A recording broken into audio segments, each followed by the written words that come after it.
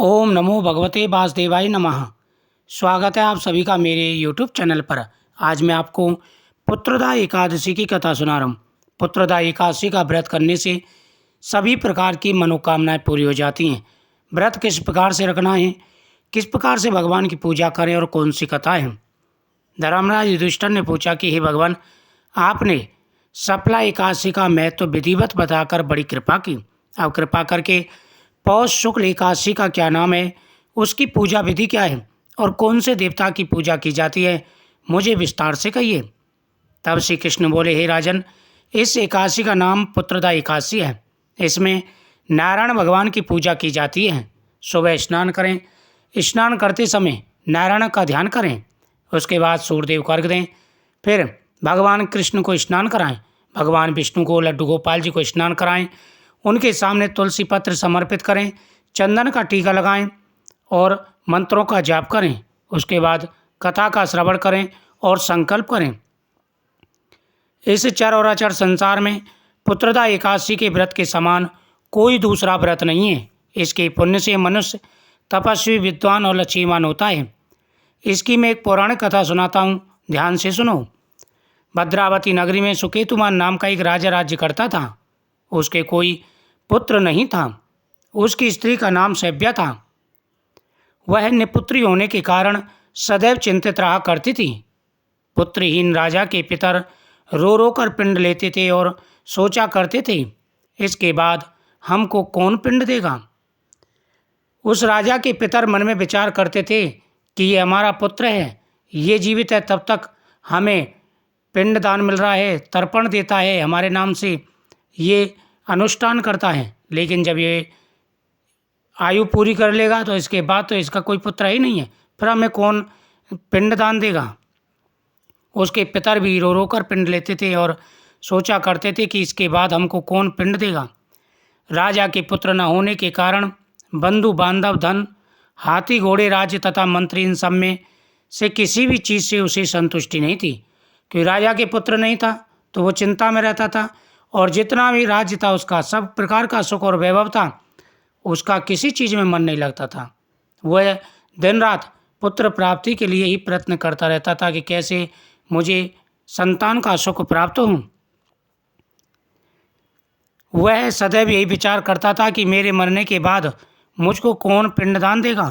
बिना पुत्र के पितरों और देवताओं का ऋण कैसे चलेगा। जिस घर में पुत्र ना हो उसमें सदैव अंधेरा रहता है, इसलिए मुझे पुत्र की उत्पत्ति के लिए प्रयत्न करना चाहिए। जिस मनुष्य ने पुत्र का मुख देखा वह धन्य है। वह यही मन में विचार करता था कि जिनके पुत्र हैं वो बड़े भाग्यशाली हैं। उसको इस लोक में यश और परलोक में शांति मिलती है, अर्थात उसके दोनों लोग सुधर जाते हैं। पूर्व जन्म के कर्म से इस जन्म में पुत्र धन प्राप्ति होती है। राजा इसी प्रकार रात दिन चिंता में लगा रहता था। एक समय राजा ने अपने शरीर को त्यागने का विचार भी किया, परंतु आत्मघात को महान पाप समझकर उसने ऐसा नहीं किया। जब राजा इसी प्रकार से चिंता में लगा रहता था तो एक बार उसने कहा कि मैं अपने शरीर को ही त्याग देता हूँ, लेकिन इसको महान पाप समझ करके उसने ऐसा नहीं किया और वह आत्महत्या करने से रुक गया। एक दिन राजा ऐसा विचार ही करता हुआ अपने घोड़े पर चढ़कर वन को चल दिया और पक्षियों व वृक्षों को देखने लगा। उसने देखा कि वन में मृग, व्याघ्र, सूगर, सिंह, बंदर, सर्प आदि सब भ्रमण कर रहे हैं। हाथी अपने बच्चे और हथनियों के बीच घूम रहे हैं। इस वन में कई गीदड़ अपने कर्कश स्वर में बोल रहे हैं, कई उल्लू ध्वनि कर रहे हैं। वन के दृश्यों को देखकर राजा सोच विचार में लग गया। इसी प्रकार उसको दोपहर हो गई। वह विचारने लगा कि मैंने कई यज्ञ किए, ब्राह्मणों को सुंदर भोजन से तृप्त किया, फिर भी यह दुख मुझे क्यों प्राप्त हुआ। वह हमेशा इसी चिंता में लगा रहता था। राजा इसी चिंता में रहता था कि मैंने अनेकों यज्ञ अनुष्ठान किए, ब्राह्मणों को तृप्त किया, भोजन कराया, लेकिन फिर भी मुझे यह सुख प्राप्त क्यों नहीं हुआ। राजा घोड़े पर चढ़ कर के इसी प्रकार से वन में घूम रहा था। उसने देखा कई मृग अपने बच्चों के साथ में विहार कर रहे हैं। व्याघ्र, सूगर, सिंह, बंदर, सर्प सब भ्रमण कर रहे हैं। हाथी अपने बच्चों और हथनियों के बीच में घूम रहे हैं। इस वन में कई गीदड़ अपने कर्कश स्वर में बोल रहे हैं। इन दृश्यों को देखते देखते राजा जंगल में काफ़ी दूर निकल गया। प्यास के मारे अत्यंत दुखी राजा पानी की तलाश में इधर उधर फिरने लगा। थोड़ी दूर पर राजा ने एक सरोवर देखा। जब राजा इसी प्रकार से विचार करता हुआ जंगल में घूम रहा था, पर उसे प्यास लगी।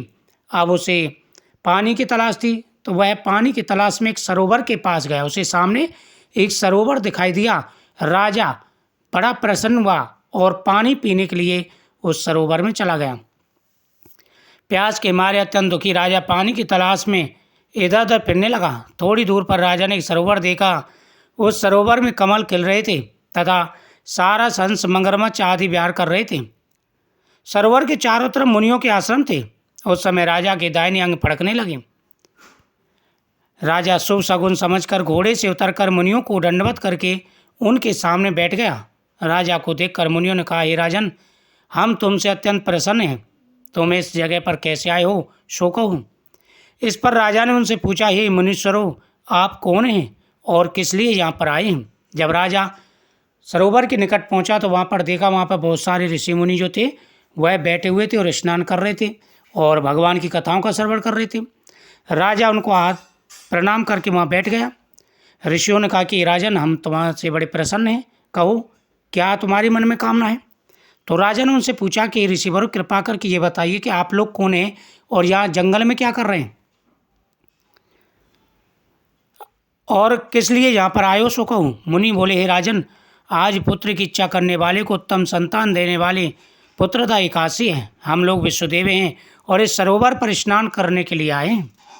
इस पर राजा बोला, हे मुनीश्वरों, मेरे भी पुत्र नहीं हैं। यदि आप मुझ पर प्रसन्न हो तो एक पुत्र प्राप्ति का वरदान दीजिए। जब ऋषियों ने कहा कि आज पुत्रदा एकादशी है, राजा तो पुत्र के लिए घूम रहा था, तो आज पुत्रदा एकादशी है और भगवान विष्णु पुत्र का वरदान देते हैं जो आज के दिन व्रत रखता है। यदि आप मुझ पर प्रसन्न हो तो मुझे एक पुत्र प्राप्ति का वरदान दीजिए। मुनि बोले, हे राजन, आज पुत्रदा एकादशी है और तुम इसका व्रत रखो। इसके व्रत रखने से अवश्य ही तुम्हें पुत्र की प्राप्ति होगी। भगवान की कृपा से तुम्हारी मनोकामना पूरी होगी। मुनि के वचनों के अनुसार राजा ने उस दिन एकादशी का व्रत किया और द्वादशी को उसने पारायण किया और मुनियों को प्रणाम करके महल को वापस चलाया। अंत में रानी ने गर्भ को धारण किया और 9 माह के पश्चात उसके एक उत्तम पुत्र रत्न पैदा हुआ। वह राजकुमार बड़ा होकर अत्यंत वीर, धनवान, यशस्वी और प्रजा पालक हुआ। भगवान श्री कृष्ण कहते हैं, हे राजन, जो व्यक्ति पुत्रदा एकादशी का व्रत करता है उसकी मनोकामना पूरी हो जाती है। जो भी इस एकादशी का व्रत करते हैं, कथा पढ़ते हैं, सुनते हैं और दूसरों को सुनाते हैं, उनकी हर मनोकामना पूरी हो जाती है। संतान का सुख प्राप्त होता है और संतान की आयु लंबी भी होती है। पुत्रदा एकादशी का व्रत बड़ा महत्वपूर्ण